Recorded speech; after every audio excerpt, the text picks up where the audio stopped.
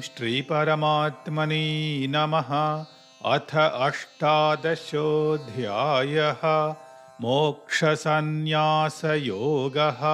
अर्जुन उवाच सन्न्यासस्य महाबाहो तत्त्वमिच्छामि वेदितुं त्यागस्य च हृषीकेश पृथक् केशिनिषूदन। श्रीभगवानुवाच काम्यानां कर्मणां न्यासं सन्न्यासं कवयो विदुः सर्वकर्मफलत्यागं प्राहुस्त्यागं विचक्षणाः। त्याज्यं दोषवदित्येके कर्म प्राहुर्मनीषिणः यज्ञदानतपः कर्म न त्याज्यमिति चापरे। निश्चयं शृणु मे तत्र त्यागे भरतसत्तमा। त्यागो हि पुरुषव्याघ्र त्रिविधः सम्प्रकीर्तितः यज्ञदानतपः कर्म न त्याज्यं कार्यमेव तत्। यज्ञो दानं तपश्चैव पावनानि मनीषिणाम् एतान्यपि तु कर्माणि सङ्गं त्यक्त्वा फलानि च कर्तव्यानीति मे पार्थ निश्चितं मतमुत्तमम्। नियतस्य तु सन्न्यासः कर्मणो नोपपद्यते मोहात् तस्य परित्यागः तामसः परिकीर्तितः। दुःखमित्येव यत्कर्म कार्यक्लेशभयात् त्यजेत् स कृत्वा राजसं त्यागं नैव त्यागफलं लभेत्। कार्यमित्येव यत्कर्म नियतं क्रियतेऽर्जुन सङ्गं त्यक्त्वा फलं चैव सत्यागः सात्विको मतः। न द्वेष्ट्यकुशलं कर्म कुशलेनानुषज्यते त्यागी सत्त्वसमाविष्टः मेधावी छिन्न संशयः। न हि देहभृता शक्यं त्यक्तुं कर्माण्यशेषतः यस्तु कर्मफलत्यागी सत्यागीत्यभिधीयते। अनिष्टमिष्टं मिश्रं च त्रिविधं कर्मणः फलं भवत्यत्यागिनां प्रीत्य न तु सन्न्यासिनां क्वचित्। पञ्चैतानि महाबाहो कारणानि निबोध मे साङ्ख्ये कृतान्ते प्रोक्तानि सिद्धये सर्वकर्मणाम् अधिष्ठानं तथा कर्ता करणं च पृथग्विधं विविधाश्च पृथक् चेष्टाः। दैवं चैवात्र पञ्चमं शरीरवाङ्मनोभिर्यत् कर्म प्रारभते नरः न्याय्यं वा विपरीतं वा पञ्चैते तस्य हेतवः। तत्रैवं सति कर्तारम् आत्मानं केवलं तु यः पश्यत्यकृतबुद्धित्वात् न स पश्यति दुर्मतिः। यस्य नाहङ्कृतो भावः बुद्धिर्यस्य न लिप्यते हत्वापि स इमाल्लोकान् न हन्ति न निबध्यते। ज्ञानं ज्ञेयं परिज्ञाता त्रिविधा कर्म चोदना करणं कर्म कर्तेति त्रिविधः कर्म संग्रहः। ज्ञानं कर्म च कर्ता च त्रिधैव गुणभेदतः प्रोच्यते गुणसङ्ख्यानि यथावच्छृणुतान्यपि सर्वभूतेषु येनैकं भावमव्ययमीक्षते अविभक्तं विभक्तेषु तज्ज्ञानं विद्धि सात्विकं पृथक्त्वेन तु यज्ज्ञानं नानाभावान् पृथग्विधान् वेत्ति सर्वेषु भूतेषु तज्ज्ञानं विद्धि राजसं। यत्तु कृत्स्नवदेकस्मिन् कार्ये सक्तमहैतुकम् अतत्त्वार्थवदल्पं च तत्तामसमुदाहृतं। नियतं सङ्गरहितम् अरागद्वेषतः कृतम् अफलप्रेप्सुना कर्म यत्तत् सात्विकमुच्यते। यत्तु कामेप्सुना कर्म साहङ्कारेण वा पुनः क्रियते बहुलायासं तद्राजसमुदाहृतम्। अनुबन्धं क्षयं हिंसाम् अनपेक्ष्य च पौरुषम् मोहादारभ्यते कर्म यत्तत्तामसमुच्यते। मुक्तसङ्गो नहं वादी धृत्युत्साहसमन्वितः सिद्ध्यसिद्ध्योर्निर्विकारः कर्ता सात्विक उच्यते। रागी कर्मफलप्रेप्सुः लुब्धो हिंसात्मको शुचिः हर्षशोकान्वितः कर्ता राजसः परिकीर्तितः। अयुक्तः प्राकृतस्तब्धः शठो नैष्कृतिकोलसः विषादी दीर्घसूत्री च कर्ता तामस उच्यते। बुद्धेर्भेदं धृतेश्चैव गुणतस्त्रिविधं शृणु प्रोच्यमानमशेषेण पृथक्त्वेन धनञ्जय। प्रवृत्तिं च निवृत्तिं च कार्याकार्ये भयाभये बन्धं मोक्षं च या वेत्ति बुद्धिः सा पार्थ सात्विकी। यया धर्ममधर्मं च कार्यं चाकार्यमेव च अयथावत् प्रजानाति बुद्धिः सा पार्थ राजसी।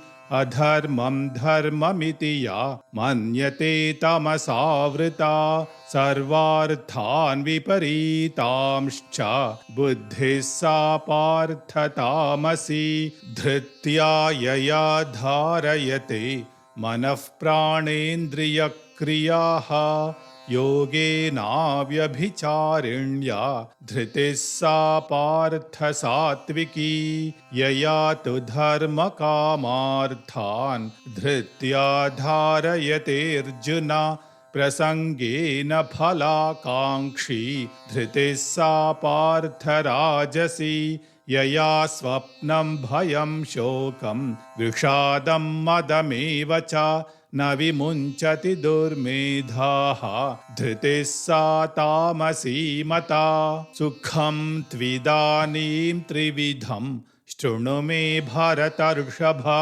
अभ्यासाद्रमते यत्र दुःखान्तं च निगच्छति। यत्तदग्रे विषमिव परिणामे मृतोपमं तत्सुखं सात्विकं प्रोक्तम् आत्मबुद्धिप्रसादजं। विषयेन्द्रियसंयोगात् यत्तदग्रे मृतोपमं परिणामे विषमिव तत्सुखं राजसं स्मृतम्।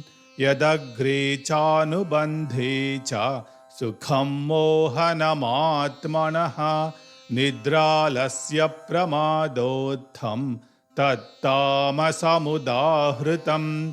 न तदस्ति पृथिव्यां वा दिवि देवेषु वा पुनः सत्वं प्रकृतिजैर्मुक्तं यदेभिः स्यात् त्रिभिर्गुणैः। ब्राह्मणक्षत्रियविषां शूद्राणां च परन्तप कर्माणि प्रविभक्तानि स्वभावप्रभवैर्गुणैः।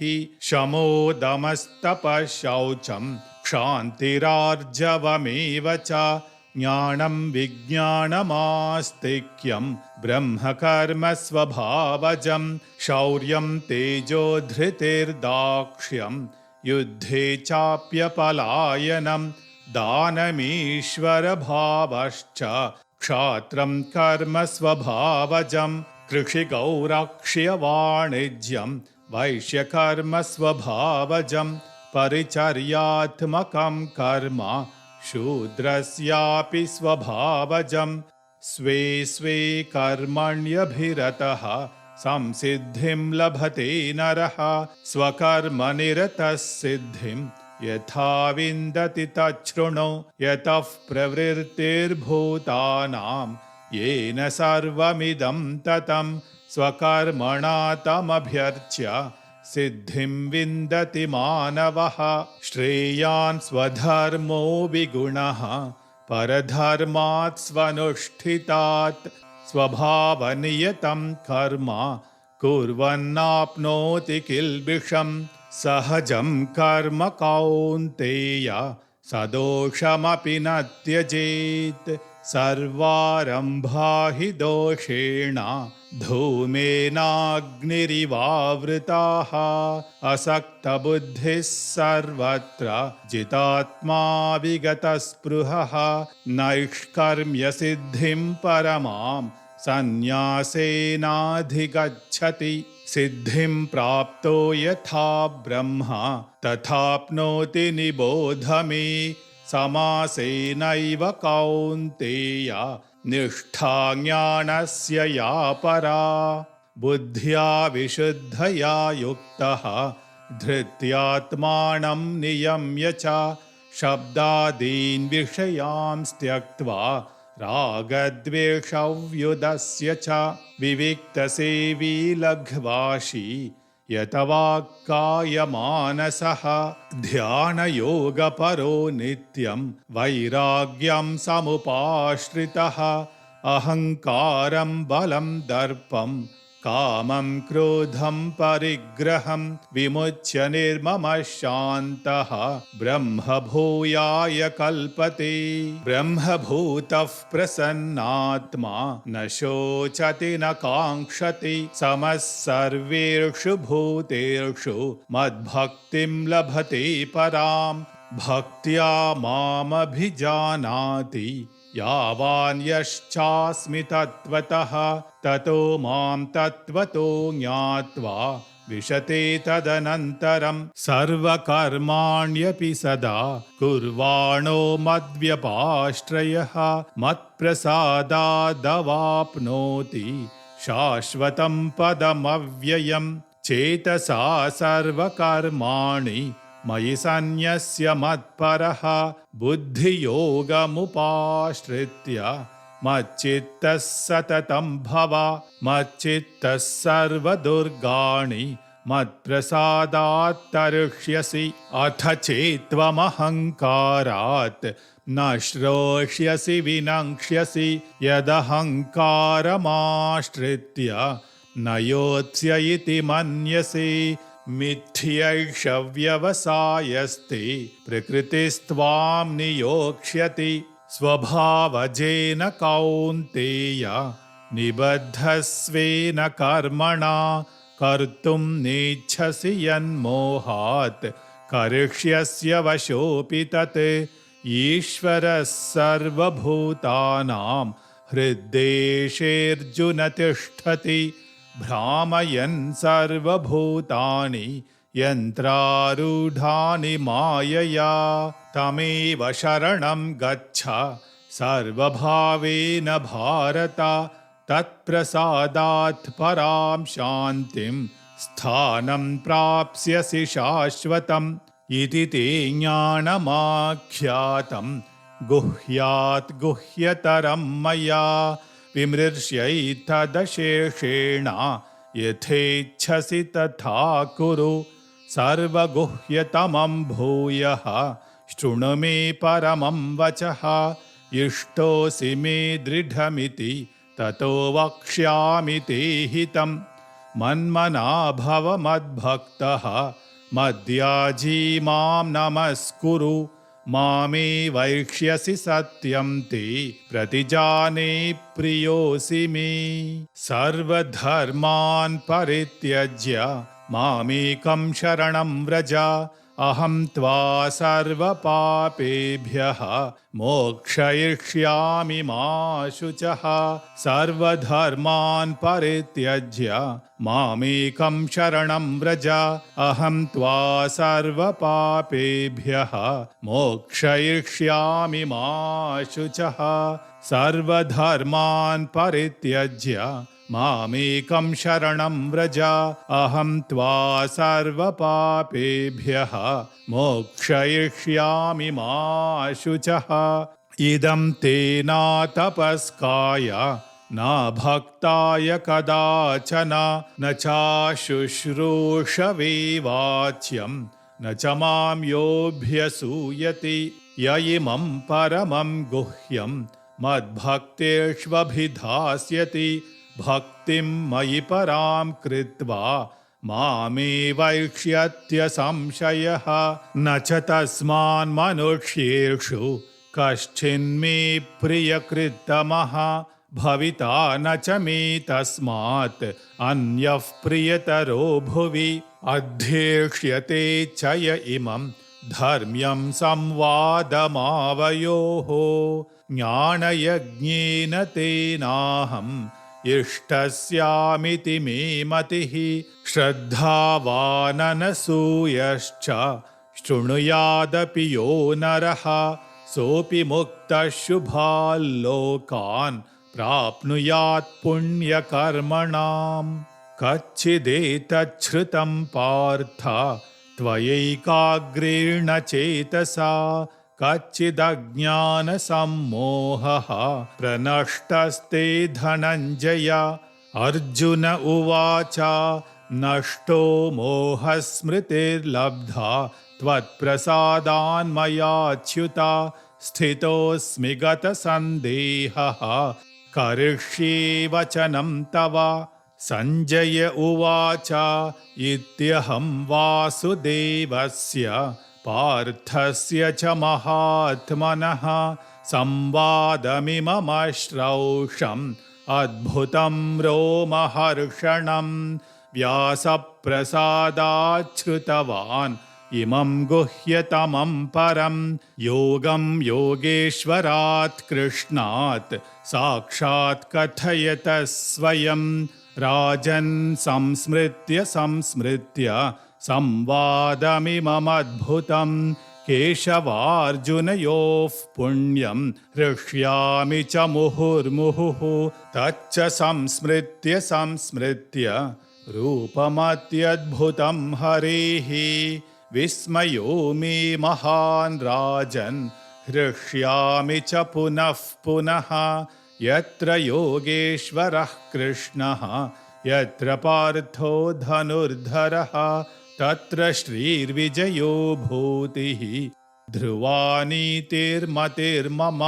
यत्र योगेश्वरः कृष्णः यत्र पार्थो धनुर्धरः तत्र श्रीर्विजयो भूतिः ध्रुवा नीतिर्मतिर्मम यत्र योगेश्वरः कृष्णः यत्र पार्थो धनुर्धरः तत्र श्रीर्विजयो भूतिः ध्रुवा नीतिर्मतिर्मम ॐ तत्सदिति श्रीमन्महाभारते शतसाहस्रिकायां संहितायां वैयासिक्यां श्रीमद्भीष्मपर्वणि श्रीमद्भगवद्गीतासु उपनिषत्सु ब्रह्मविद्यायां योगशास्त्रे श्रीकृष्णार्जुनसंवादे मोक्षसंन्यासयोगो नाम 18 अध्यायः।